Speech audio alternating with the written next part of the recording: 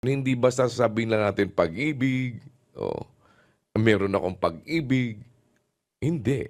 Bakit? Baka mamaya una sa lahat, mali iniibig mo. Oh, Opo. hindi ba? Biruin mo mas may pag-ibig ka doon sa kaaway ng pananampalataya ng mayor parte. Na hanggang ngayon, kaututang dila mo pa rin. Na hanggang ngayon, Opo. may simpatya ka pa rin. Bakit? Sabi ka kahit nga kaaway, pinaiibig Abay, teka muna. Ano ba ang sabi, kapatid na Rodel? 19:2 ng ikalawang kronika. Opo. At si Jehu na anak ni Hanani na taga-Kita ay lumabas na sinalubong siya at sinabi sa Haring Hosafat, "Tutulungan mo ba ang mga masama at mamahalin yaong mga napopoot sa Panginoon?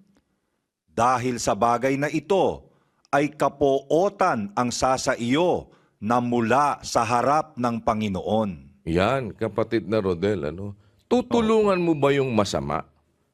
Mamahalin mo ba yung mga napopoot sa Panginoon? O bakit may tag na ng masama?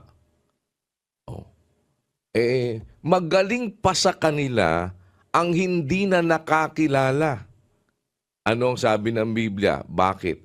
2:20 ng Pedro. Kung pagkatapos na makataka sa mga pagkahawa sa sanglibutan, sa pamamagitan ng pagkakilala sa Panginoon at tagapagligtas na si Hesukristo, muling mahalubiluhan at madaig niyaon, lalong sumasama ang huling kalagayan nila kaysa ng una. Masama ba, kapatid na Rodel? Masama po, kuya. Lalo pang sumasama. Opo. Bakit? Sapagkat magaling pa sa kanila ang hindi nakakilala ng daan ng katwiran. Kaysa pagkatapos na makilala ito, ay ano, kapatid na Rodel? Ay tumalikod sa banal na utos na ibinigay sa kanila. Kita mo yan, tumalikod. Iba yung kapatid na Rodel na nagkasala, nagkaroon ng kesa sa tumalikod.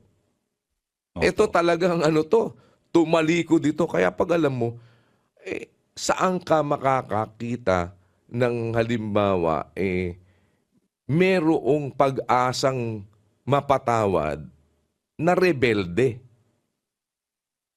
Malabo yun, kuya, rebelde. Rebelde nga Di ba? Opo. Yung rebelde, hindi humihingi ng kapatawaran. Hindi tumalikod nga Opo. Naintindihan mo, kapatid na Rodel? O ngayon, Opo, kuya. ikaw ba, nung sabihin na, anak ko, magtigil ka ng pakikinig. Magtigil ka sa pakikinig ng aral na nagliligaw lamang mula sa mga salita ng kaalaman. Tumigil ka na ba ng pakikinig, kapatid na Rodel, ng aral na nagliligaw lamang? Opo, kuya. Di siguro kung tumigil ka na ng pakikinig ng aral na nagliligaw lamang, lalo mo namang titigilan ang chismis, ang pakikinig sa chismis, dahil hindi nga aral, ni hindi man aral, kundi chismis, na magliligaw din sa'yo. Lalo na po, kuya. Hindi ko na po pinakikinggan yan. Hindi ka na pala nakikinig. Ba't may binabalita ka pa? Sabi po nung ganun. Paano kang nagbabalita? Nasabi nung ganun. Kung di ka na nakikinig. Hindi, binalita lang po sa akin. Sinabi lang sa akin. Di nakinig ka pa rin. Opo. Kasi immediately, pag nireject, may nagbabalita sa'yo, nako, huwag mo na akong balitaan yan.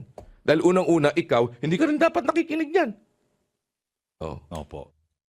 Naintindihan mo? Gusto ko sabihin, Opo. kapatid na Luz. Opo, kuya. Opo, naiintindihan ko po. Talagang hindi naman dapat pakinggan na yan. Hindi ibig ko sabihin, wala ka nang ibabalita kung hindi ka nakikinig. Opo. Dahil right there and then, Isya-shut off mo na yung nagbabalita sa'yo at sasabihin mo sa nagbabalita sa'yo, dapat hindi ka nakikinig ng aral na nagliligaw lamang, lalo na kung chismis na nagliligaw lang din. Opo, tama Eh, po. bakit pagkatapos ngayon at saka ka tsaka ka ah, hindi naman ikaw ako naniniwala eh. O hindi ka pala naniniwala. Ba't nanghingi ka ng paliwanag? Opo, Naintindihan mo? opo. Ganun lang yon, kapatid na Rodel. Bakit? Kasi, dapat i-qualify mo, kapatid na Luz, pag sinabi, kapatid na Rodel, nung sabihin ni Pablo, pag-ibig, dapat meron kang pag-ibig na nakalakip sa pananampalataya mo. Dahil otherwise, wala kang kabuluhan. Anong pag-ibig? Dinescribe ni Pablo, kapatid na Rodel. Dinetalya niya. Ang pag-ibig, mapagpahinuhod. O teka muna, yung sinasabi mo ba, Brad Rodel, pag-ibig, mapagpahinuhod ba? Yan, opo, kuya. O, di ba? At Opo. magandang loob. Magandang loob ba? Opo, dapat.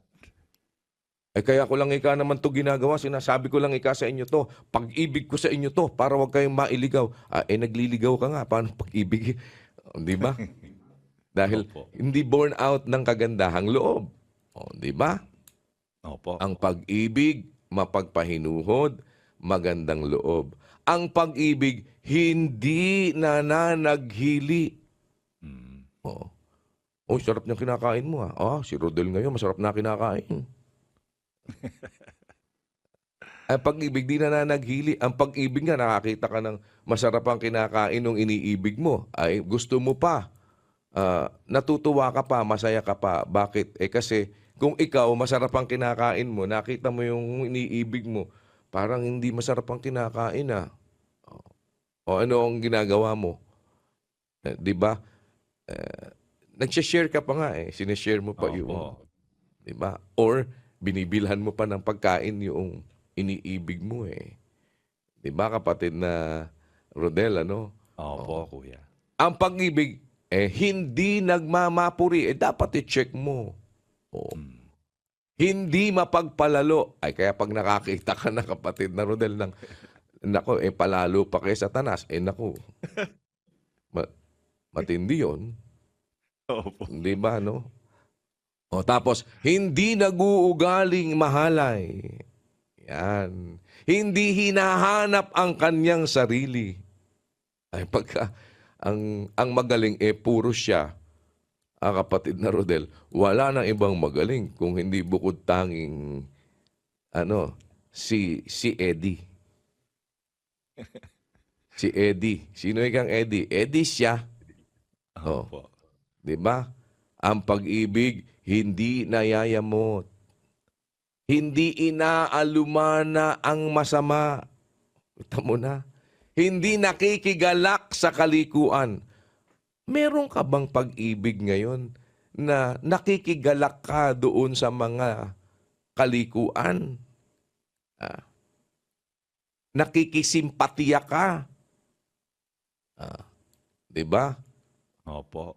Walang Hindi pag-ibig yun. nakikigalak, hindi nagagalak sa kalikuan, kundi nakikigalak sa katotohanan. Kaya, pag alam mo kasinungalingan, otherwise, naniniwala ka na yung sinasabi totoo. Opo. Bakit? Dapat hindi ka nga nakikigalak dun sa kasinungalingan Dahil hindi ka nakikigalak sa kalikuan, kundi nakikigalak sa katotohanan. Ayan, yun may pag-ibig. Lahat ay binabata. Lahat ay pinaniniwalaan. Lahat ay inaasahan. Lahat ay tinitiis. Di pasok na naman yun, kapatid na Rodel. Kaya, Opo. ang may pag-ibig hanggang wakas. Tama po. Naintindihan mo ba, Brad Rodel? Opo, kuya.